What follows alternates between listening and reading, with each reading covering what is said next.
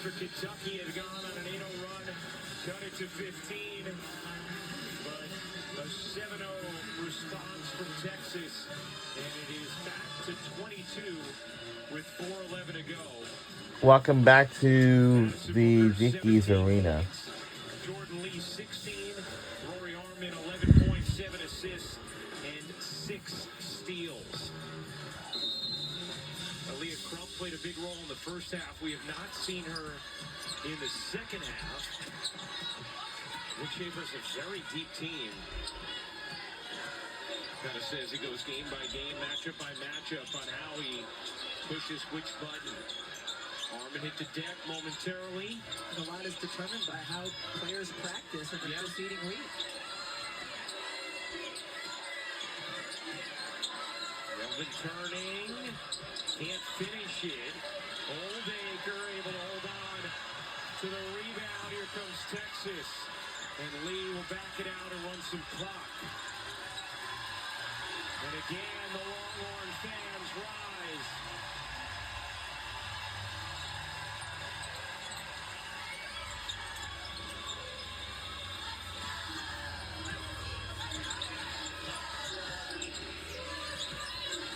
To shoot. Oldacre kicks it out. Gets fouled.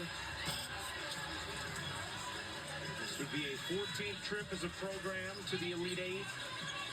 Third straight under Vic Schaefer. You can't say enough about what Vic has done in his 6 years with Texas. Even as they transition to the SEC, an incredibly difficult conference, won the SEC tournament this year, regular season title last year, a Final Four last year for the first time since 2003, and a 1 seed again this year, and about to be 1 win away from a trip back to the Final Four.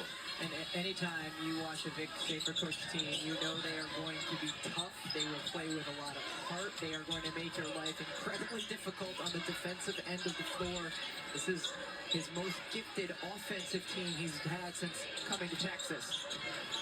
Strack lost her footing and the ball. Booker comes up with it. Booker tosses ahead. Lee will lay it in. How good has Jordan Lee been in transition today? Up to 18 points.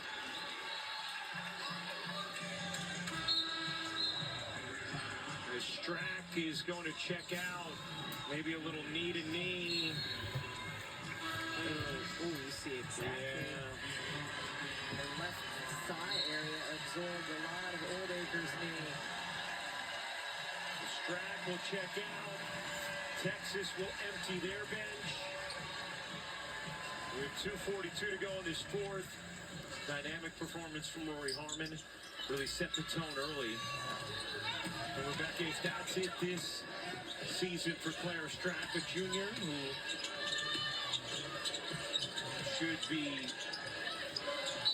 very interesting to watch as a senior after the way she blossomed this year for Kentucky. Still to come, speaking of players growing as seniors, Raven Johnson, a sensational year for South Carolina. Going up against Aaliyah Chavez, the freshman averaging 18 points per game. Oklahoma, South Carolina up next on ESPN. Morgan gets fouled on the floor. You mentioned, Claire Strack as a junior. We've seen her game grow, and there's a lot of promise for her in the future. This year was a perfect post partner to be with Tiani Key. Kenny Brooks has always had good success in the portal, bringing in players. Good recruiting class as well. And Kenny Brooks always takes programs to new heights. He did it at JMU. He did it at Virginia Tech, taking to them to their first ever Final Four back in 2023. And now this year, getting Kentucky to the Sweet 16 for the first time since 2016. And they have the number 4 recruiting class coming in. He certainly knows how to build programs and have success. The team with the number 1 recruiting class next year is Texas. That's right. Press Preston skates around the pressure. Pushes out to Booker, and now Texas will run some clock.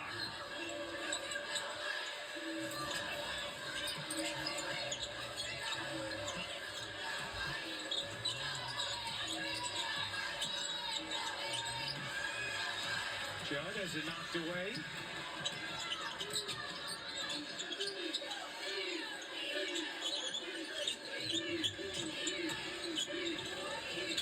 Morgan as a pro, Rebecca. We talked about Tiani Key, who will be winding down her collegiate career here in these last minute and 39 seconds. How about Tony Morgan and her prospects as a point guard in the W? Well, it's interesting talking to Kenny Brooks about that, and he said, you know, I think she could come in and make a roster this year, and that as she continues to learn and grow in the lead guard role, that a couple years down the line, with as hard as she works, that she could really be a more significant contributor to a WNBA team.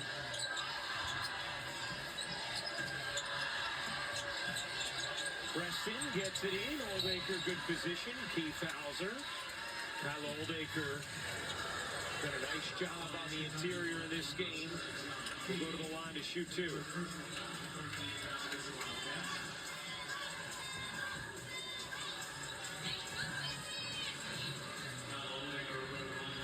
How about some early thoughts on Texas and Michigan? Well, the first thing you think is the team that takes care of the basketball is going to win the game. I mean, both of these teams rely so much on their pressure and turning their opponents over. They have a little bit more experience on this Texas team, not only in the moment, but just in terms of upperclassmen.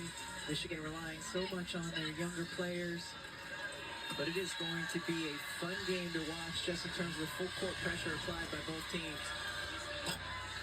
They both force about 22 turnovers a game.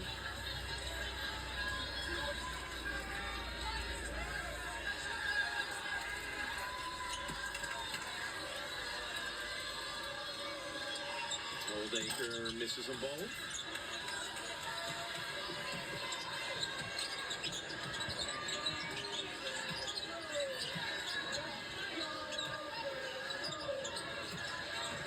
Morgan. And Key gets fouled. And Michigan has also played some of the best teams in the country very tightly this season. Most notably, the only single-digit game UConn has played during their 52-game winning streak is against Michigan. And here's the reaction for Sarah Graves coming in.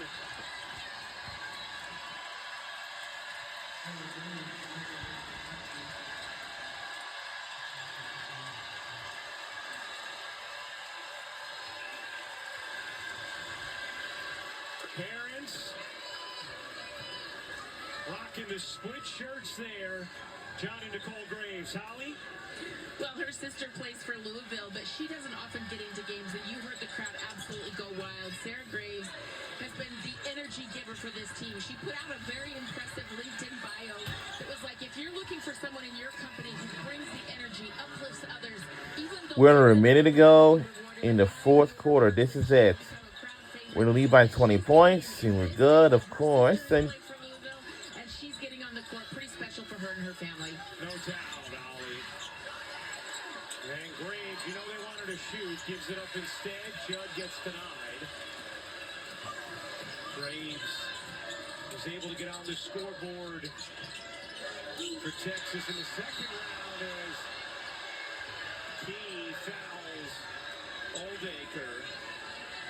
And here was the Graves bucket in the first round against Missouri State, and then does a little ice in the veins, getting the crowd going, and then she got to do the moving on slap on the bracket. The Graves family with the custom shirts. Is a personal foul on 7-2. That play is under further review for a possible upgrade. But just what everybody loves, a review with 30 seconds to go in a 20-point game. D, we have to review this, and I do believe. Think it's upgraded, B, at your first look? Let's see. Yes, I do. I mean, she pulls her down by her head. Yeah. It's going to be upgraded. Yep, it's going to be a flagrant. It is unnecessary contact. It will be upgraded. I believe look that she got her right on the head, but clearly, Kind of palmed her head. yeah. I saw it on the live look. That's why I'm looking at you guys like, we're going for a review. I know, with 30.8 seconds left, but it's necessary. Well, you've explained in great detail to us accurately that officials do not stop until it's triple zeros, no matter what that means. That is correct. Much to some people's chagrin at times, Yes. but we've got a referee to the end. The job is the job. A reminder, Pistons T-Wolves, great East-West matchup coming up next on ABC. Meanwhile, more Sweet 16 action of the women's tournament will be up on ESPN with South Carolina and Oklahoma.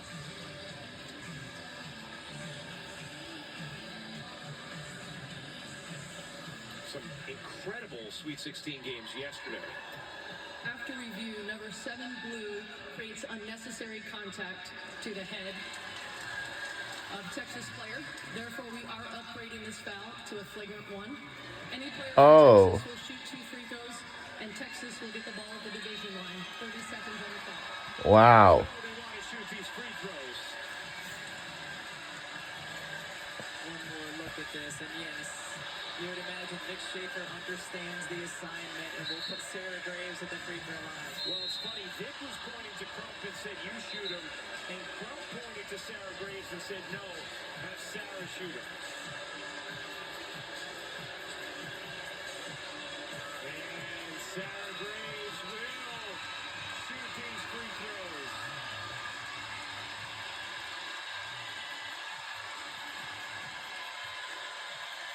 It is incredible seeing the way the crowd and her teammates respond to her.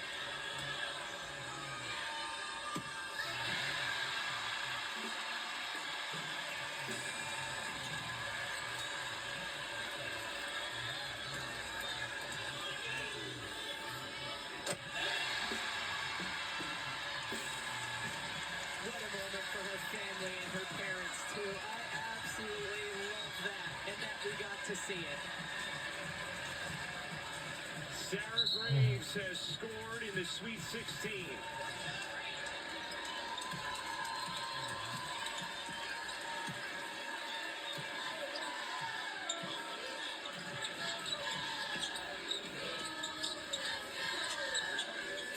Lob it in, Oldacre. Oldacre can't finish.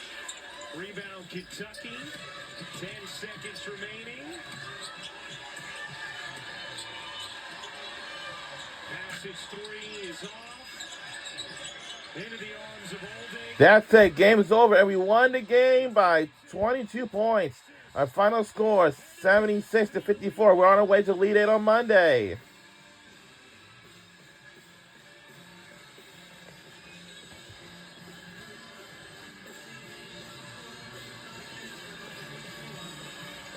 What a battle it should be Monday, 7 Eastern on ESPN between Texas and Michigan.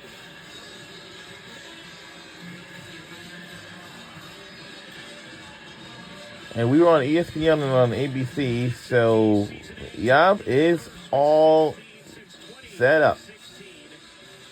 This side of the bracket is set. UCLA Duke tomorrow 3 Eastern on ABC out in Sacramento, and then Monday night on ESPN it'll be Texas and Michigan, the top 2 seeds in Regional 3. What a day for the sophomore Jordan Lee. She is with Holly Rowe. Well, Jordan, your team got off to a good start in this game. How are you feeding off the energy of each other? That's a great thing to start off with in March. Start off with that pace of play, and we like to start off. Jordan Lee is interviewing on TV right now. Really got our offense going.